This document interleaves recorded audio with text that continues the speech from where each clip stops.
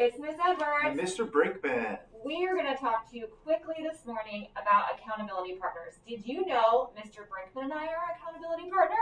Yeah, accountability partners. So we've been accountability partners for a couple years. You may have an accountability partner in your class, but we really like to hold each other accountable, not only for academic goals and work goals, but for personal goals as well.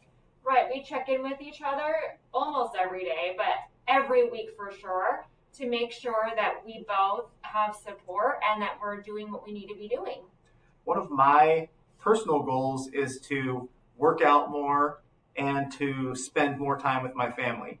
And so I talked about those things with Mrs. Edwards, and she checks in with me to make sure that I'm doing what I need to do to really reach those things. And one of my work goals here on campus, since we're in distance learning, we are physically here on campus.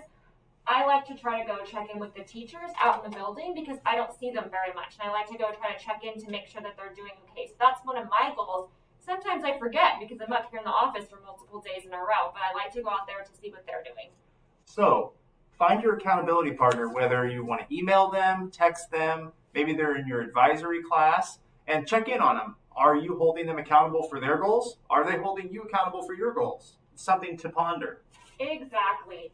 Because this is a new year, guys, 2021. See you later. Have a great day.